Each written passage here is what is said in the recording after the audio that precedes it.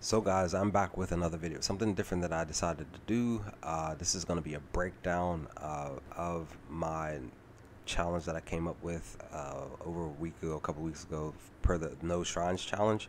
But I added the no damage, no death challenge. This video is a recording of a no commentary version of that challenge that I uploaded to the channel. Is going to go up before this breakdown video.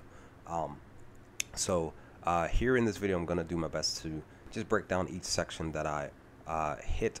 I'm going to do my best to just break down and just talk about specific things that I specifically do here in this challenge that works for me, that if you want to attempt this challenge, it may work for you as well. It just depends on the per each situation, and of course per what the RNG throws at you. But if you can attempt this challenge and be successful, I hopefully will well, not hopefully, I will be glad, I will gladly be happy for you. But with that, guys, let's dive into this challenge here. Now I had to start over this challenge just because I got hit in the beginning, but I used the 5 times multiplier just to be able to get the total max, just to get it at the end. Again, I'm not using any shrines, but once you hop up here, you can back pedal, and then you do the taunt. You do it twice. You have plenty of time to do it at least twice, and then the guy will come over and he swings and you duck. Like I said, I have to redo the recording. You hit him. You don't hit him with a heavy kick. You just hit him. Sometimes this guy, he will come up at you, and sometimes he'll do a Superman punch. Sometimes he won't. Depends on what the RNG does for him. Also, too, I pause just to kind of give a little bit of space, just in case some situations happen during this breakdown recording, and I'm able to actually talk about some stuff. So, but once you get those two down, then you can just kind of just like move forward and handle what you need to handle moving forward. Now, what I do is I come in here, I go in here and grab the pipe here, and I take it with me. It's actually for the other building here in the squash. It's not this building, but I come in here, I grab the pipe, and I hop up. I grab a bottle in this room, and then I attack the guy coming through the door. Sometimes when you hit the people with the bottles and stuff, it automatically fully dazes them, and you can be able to drop them. And I grab another bottle, I come around, and I toss it at this guy. Sometimes when you hit him just one time, you're able to just drop him automatically. Sometimes. Then I grab the pipe and take it with me. Now once I get up here, there's a guy up here. I grab the bottle. Sometimes this bottle's sitting on it upside down, and when I toss it at him, sometimes I'm able to drop him too.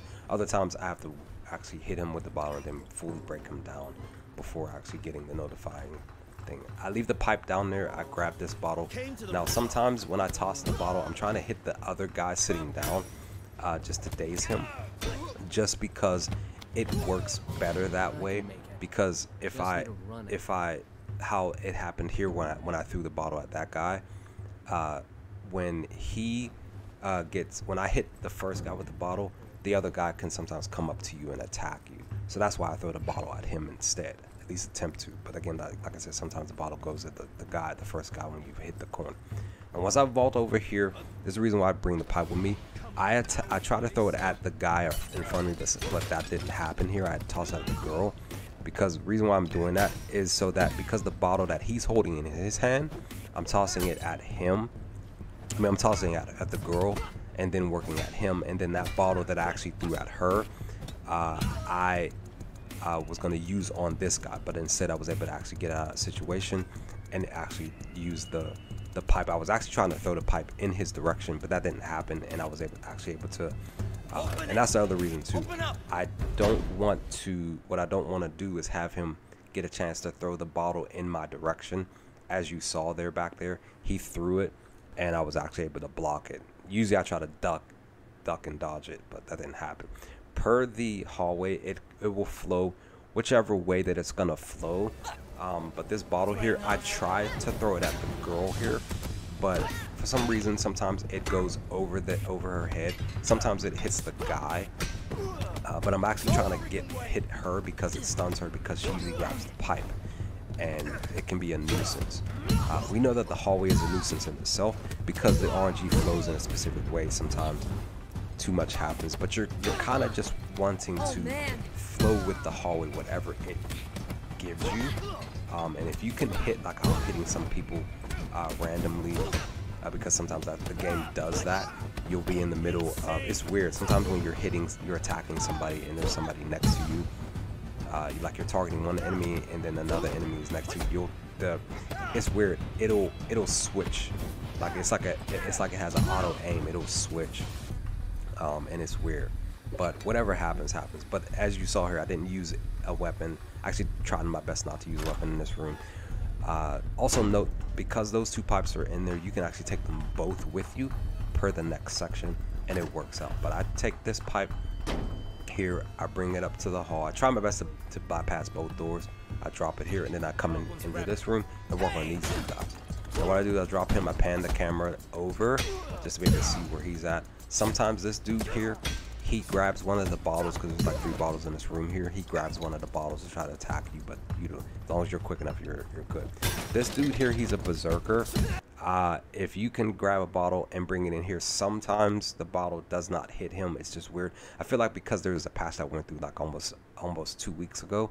I feel like there's a patch that went in because certain things are happening that's becoming weird, like you throwing a bottle, and like how back at the hallway, and even here, well, back at the hallway, it went over everybody's head when I was targeting somebody. Sometimes the bottle will go over his head. So as long as you're able to drop this dude because he's a berserker guy, you should be fine. The table here, I believe it notifies her sometimes that you're in the room because you're attacking the guy. But either way, as long as you can use that bottle on her to stun her, I felt like that's just the quickest way to get out of this section. If I didn't note this, I'm using checkpoints just for save states, just because of the fact that you know, basically to pause and get ready to move into the next section, because of the fact that I may get hit or something. I have to redo stuff. So this section here, there's a reason why I have this pipe here. I brought it. It's for these 2 specific people, because when you have a weapon, you can be able to use it on 2 people at a time. But I'm using it for her because she has a bottle. She can be a nuisance. But again, I'm using it for both, because if you can use a weapon and hit 2 people at a time, it works out best, and that's what happens here. So I'm actually able to use him, back him up. Again, I'm dropping her because she has the bottle, and then I'm trying to work on him. This way, when I drop both the guy and the girl before the shirtless guy with the pipe comes over, I'm actually able to work at him. This other guy comes over. However, however the RNG flows, it's just weird. Sometimes they get to you quicker. Some enemies get to you quicker than others, and it's weird. It just doesn't work out the way that you're expecting it to, and that's why you have do-overs and stuff. This section, I actually had to edit it out, because when I came up here, I have a mapped out plan for these 3, and I got hit here, so I had to redo the whole section. So I come in here, I vault up. There's a brick right here. I actually pick it up and actually toss it at this guy who's going to be standing up. From what I can tell, it doesn't get thrown over here to the right. This person over here easy hits this person. So pick up the brick, toss it at him, and then I'm dropping. It's flowing. Whatever. Sometimes this person who I attack next, they do a Superman punch, and it can be a bit annoying when you're in the middle of attacking. But this person sometimes grabs the weapon and attacks you. But again, this is one of the smaller issue spots, but if you're able to make it happen, you're able to make it happen. So the big guy here, per the pipe, I want to try to come in here without using the weapon, just because I'm trying to save the pipe for the next section. That's the other reason why I bring the pipe with me. What I do is I drop the pipe here, and then I break him down, and then I pick the pipe up. Sometimes I get an extra hit in on him by accident, because again, I'm trying to savor the pipe for the section to come. Automatic knockdown coming up. I drop the pipe here. Again, this is just to get a free hit in, saving the pipe here. This is the reason why I'm bringing the pipe with me, what you can do to probably benefit you per this challenge. And then this way, if you can bring the pipe in here with you, or even maybe the broom, but more so the pipe, you come in here. Now, usually when I come in this section, back there in that open section, I would make that right there to hit the person there. But what I found it much easier is that per the section, because it's a bit hard to come in here and not get hit, whether you're doing a no damage or a no death, or even just all 3 with the no shrines added, it's better to come over here and attack this guy, because he goes berserk. I found that when you come here with this weapon, usually automatically get a hit in on him to be able to knock him down automatically. And then you would just flow with whatever's going to happen. Use your surroundings per this section. It's very hard. I definitely found it easier to just be kind of like vaulting over stuff, using specific spaces instead of just being out in the open. You're just backpedaling and just moving around. You're running around stuff and trying your best not to get hit. Definitely, if you can, grab the pipe on the table if you're not doing a no weapons challenge, and just work at it. Like I said, it's just best to just mind your surroundings. Use the table, vault over stuff. It's not definitely hit people with who are with you, around you. Boom! I hit him with the pipe to be able to stun him, and it works out. And I'm able to get through this section fairly quickly, fairly easy. But I will say that it definitely took me 10 plus tries to be able to make this room happen. But again, like I said, definitely use your surroundings per that section. It should hopefully work out for you. Now, what I do is, because there's 2 pipes left over, I will definitely note that what I believe I found that if you do have a death or whatever and you're restarting this section because you're getting ready to go fight the twins, I believe that the pipes, their durability, I'm not sure, but I'm guessing that their durability goes back to max, and you could just do what you need to do with the weapons. But I grab one weapon, I bring it out there, and then I come into the room here. The guy here, this specific guy, the RNG sometimes has him charge at you, but what I'm finding is that if he doesn't, you can full on charge him. There's a reason why I'm doing this, reason why I'm bringing the pipe in here too. The brother to the right here, what I do is, excuse me, to the left here, which is basically to his brother's right, the skull twins. What I do is I pan the camera so I can be able to see him. If this can work out for you, great. I definitely will say this, because if you can do this, if it does go this route, you can be able to save you a bit of time here in this room and kind of benefit you. If you can hit the first skull twin brother here and hit him to the right of the screen, if you could hit him to his left, this sometimes causes the other brother to basically stand back, because a lot of times when you come in this room to attack him, the RNG will automatically have the other brother over here to the left of the screen here attack you. But what I'm finding out is that if you're able to hit him to the right of the screen, it should basically work out. So it, like I said, causes him to kind of back. He's still going to try to attack you with a heavy attack for the most part, or a Superman punch. But what you're doing here, basically same situation per the other section of this, just before the warehouse. You're just like backpedaling. It just worked out. I usually try to use this table here, but it just worked out and I was able to actually do it. But definitely mind your surroundings, use the area. There's bottles in there too. You should be able to handle it. Now, one of the things I do want to note though, just before the warehouse, one of the things I find it interesting that they didn't do, because there are certain specific spots in the game where, because there are checkpoints, that there's no checkpoint after the twins when you're going to the warehouse. I found that very interesting, that is not the case. That can be detrimental to your run, just because when you go into the warehouse and you're doing a no damage, or you're doing a no death, but you're still using the shrines, you go in there and you get hit or you die, you have to basically, especially if you're doing the multiplier for the points for the experience, you have to refight the twins all over again. And that can be a bit of a pain, especially if you're doing this challenge, or especially if you're just doing a no damage challenge. It could be it can be a lot. It can be a pain to have to continue to come back to fight the brothers to get that experience back, or to not get hit. You're doing a run. So, but per this section of the warehouse, I make sure to grab a pipe and bring it in here. You don't really necessarily have to do this, but I do it just because I feel like it just makes it a little bit quicker for you to be able to handle. So I wait for this person to come around. This is beneficial. If you didn't know this, you would attack specific people, and it saves you time and effort. So I come over here because this person's back is turned. I knock them down, and then I come around. I don't go to the steps. I come around the bend here down bottom, and I attack this person here and drop them. For the most part, nobody see. I believe it's because the guy is patrolling. There's somebody walking around that they may see you sometimes. So this guy here, coming up, there's a reason why I'm talking about the patrol. So when you drop him, the guy patrolling may be turning the corner because he's like spinning the table and stuff like that.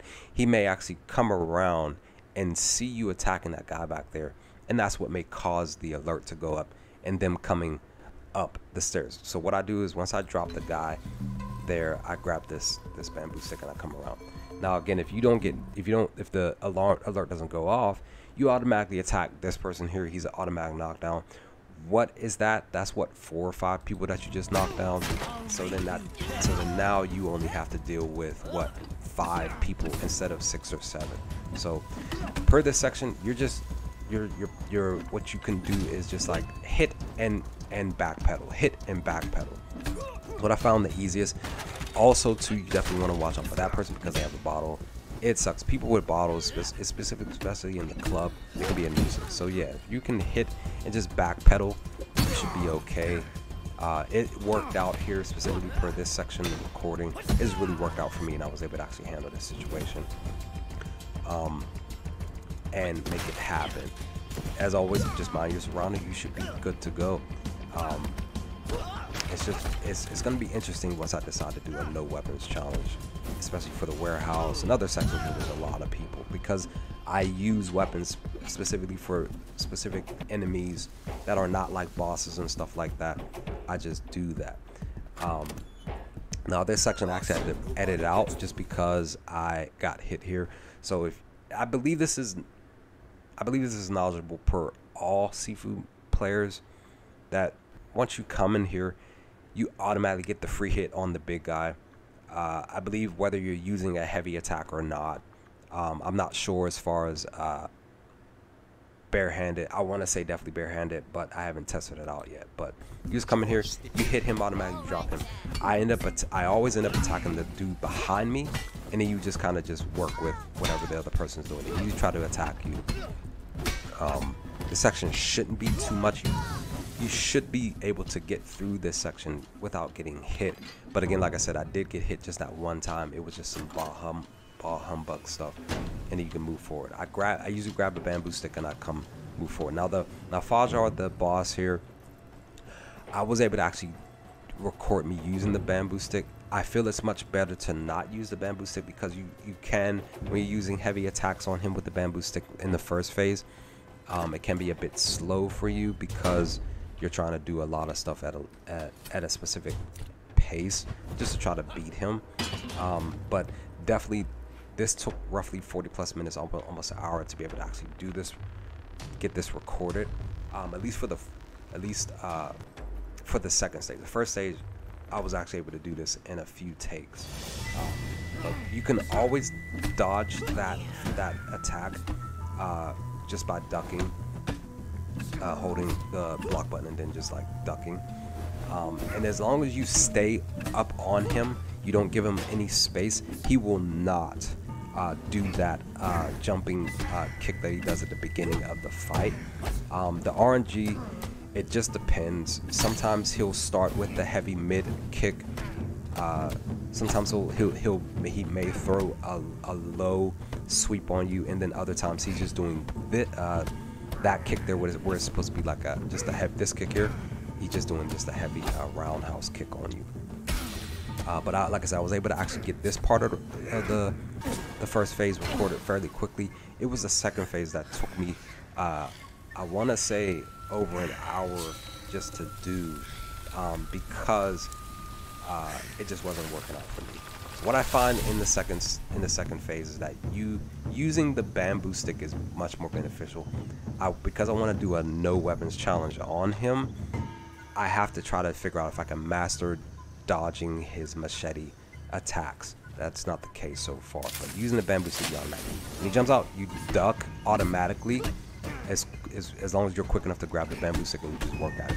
The bamboo stick blocks his machete attacks, so you're good. Because you're not holding the bamboo stick, you can't block his machete attacks. So most of his rest of his attacks are similar to the first phase. He just definitely does have that one attack where he jumps a random portion of a tree pops out and he tries to attack you with the machete. Also too, if you use the bamboo stick and you know when it's about to break, you can be able to toss it at him, time it, and everything, you should be okay. But again, using the bamboo stick and just ducking his kicks and stuff, and you should be good to go. I did not spare him. I just basically just wanted to get the official win. I was tired. I was just frustrated because it took me over an hour to get this recording. And pretty much that is that, guys. That is the stage one. That's the squats, the warehouse, mostly everything except for that one specific room or other places that I can't get to because I haven't beaten the game yet. So my first playthrough of the game. So I'm actually stuck on stage 3. So stage 3 is where I'm gonna be looking to work at making things happen to try to get this challenge done, if I can get it done with the boss, because I'm stuck on the boss. I've been able to do most of everything as far as the museum is concerned without getting hit. This is your total experience. Max experience is 4,340. Again, I did it without using any stat boosts or any of the skill tree. Your total level score is 5,800. But definitely, if you're looking to do a challenge like this, to where you want to at least still use your XP, your experience points, you could do both stage 1 and stage 2 and then just use all of that XP to apply to your character walking into the museum. That's what I'm thinking about doing on a normal playthrough. Because again, I'm still in the middle of my first playthrough of the game. I just decided to switch to this challenge here just to see. I automatically started with a no shrines challenge, but I was still having the death being involved and stuff like that and getting hit and stuff. But now I'm doing this no damage, no death, and no shrines challenge, so it's been really, really fun. But that's pretty much the breakdown, guys. What did you all think of it? I'm gonna be getting ready to prepare to start working on stage 2 for most of the club. Like I said, I'm still in the middle of playing the game for the first time, so I know there's a specific section in the club that I can't get to because there's a key to that room. I know there are 2 enemies in that room. I already saw a video for it, but I just know that I don't have everything that I need to complete the entire section of the club. So that video will more than likely come a little bit later. But leave your thoughts in the comment section, guys. What did y'all think of this breakdown of this video? Be on the lookout for stage 2 for my breakdown for that. Of course, I'll probably more than likely do no commentary version and then do the same thing per the breakdown. But let's talk about some things in the comment section if you feel up to it, guys. And I will hopefully talk to y'all next time with more Sifu. Peace, guys.